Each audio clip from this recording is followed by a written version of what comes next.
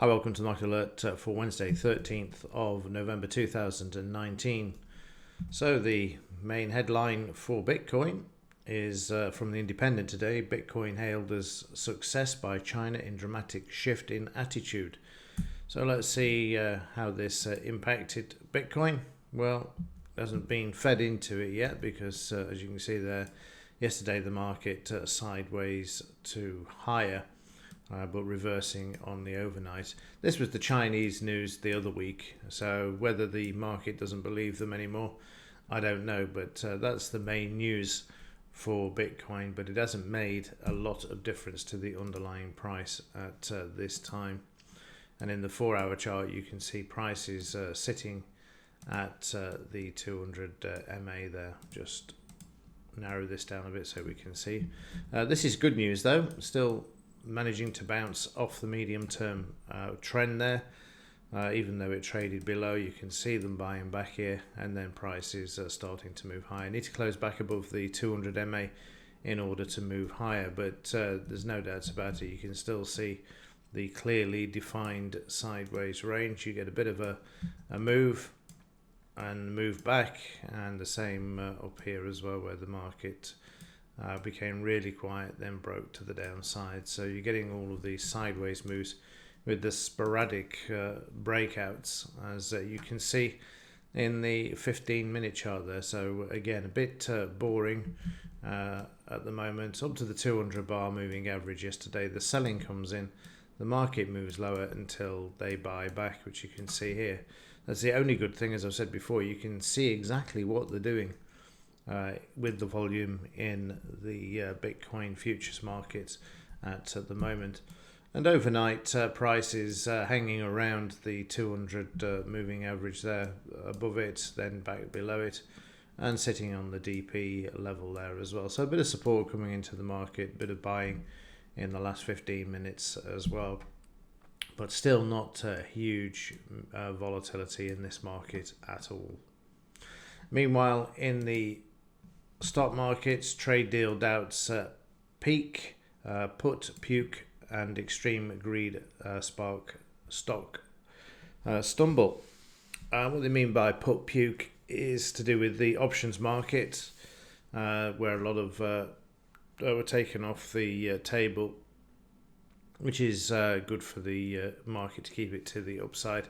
So the market came down slightly, but not a great deal. So let's check out and see what happened in the Dow. In the daily chart, you can see that we headed back to the all-time highs yesterday. Let me just bring this down a bit so we've got a bit more room here.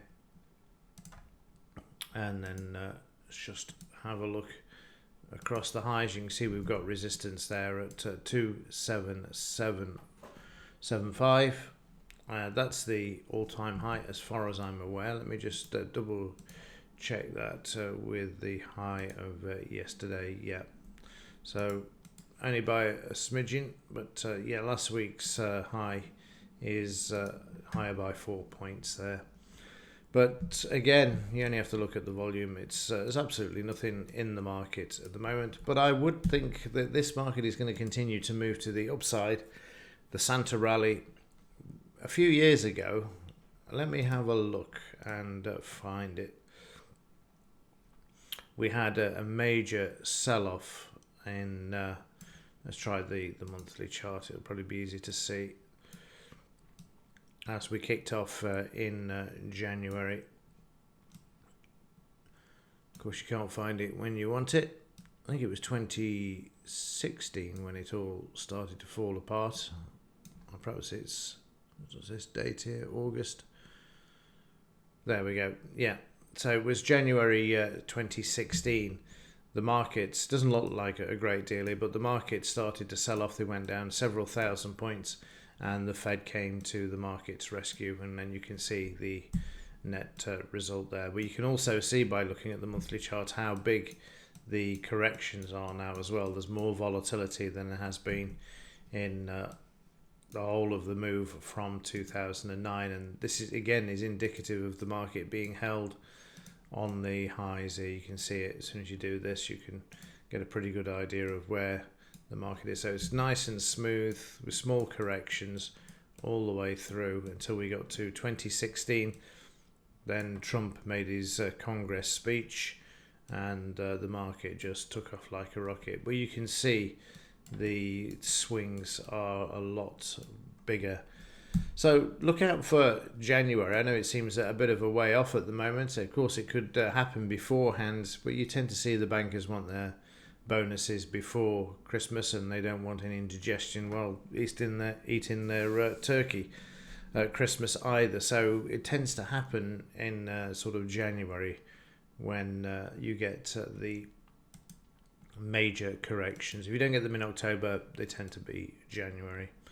So yesterday we see the market trying to sell off initially, and then we see the market buy, and we trade up. Not a great deal, about 70 points, 80 points there, before the market double tops at the R1 level. You can see the R1 there, and then price is closing back all the way down to the 200 MA. You can see an increase in volume at this level.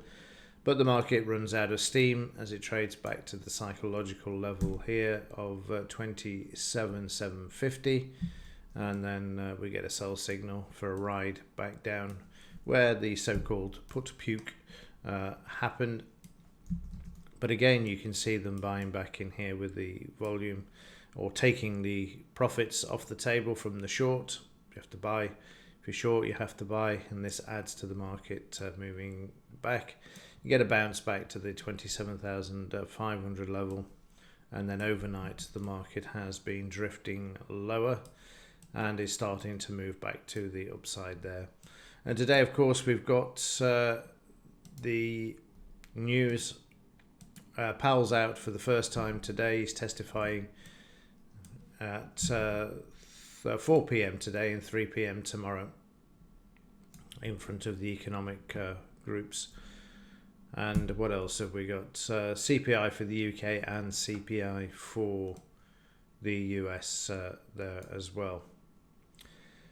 And yesterday I didn't cover the implied volatility. I wanted to check with the provider, and they replied more or less instantly, which is amazing really, considering they're based in Chicago and it was early hours here. But they say that the data is correct and it's being updated. But I've never seen this pattern like we've got here, where we're just coiling with the implied volatility. This could be an interesting one. And when we look at it in this one, I'll just zoom in there, you can see how sideways the implied volatility is.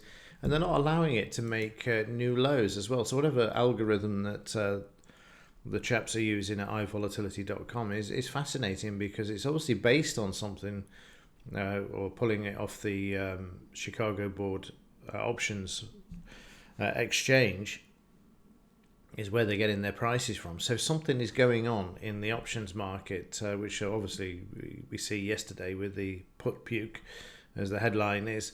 But this is quite revealing in what's happening here. So there could be a major move to the downside from looking at the implied volatility. But what's staggering is they're not allowing it to come back down to whatever they're doing in the options market on the Chicago Options Exchange.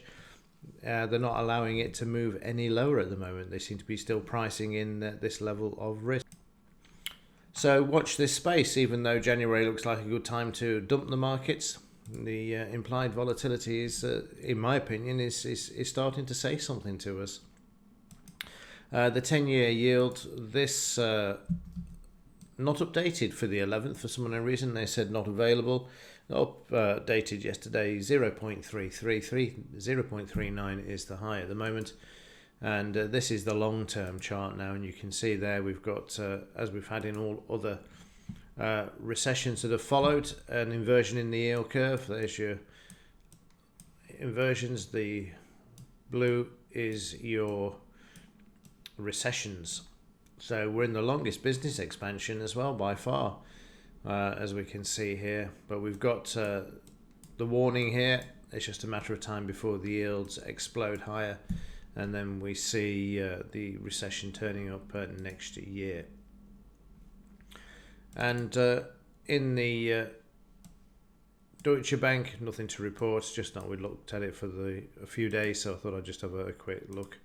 I'm not doing anything there to shout about. It's just trading sideways and above the 200 bar moving average, which seems to have disappeared off the chart at the moment, but nothing to report there really.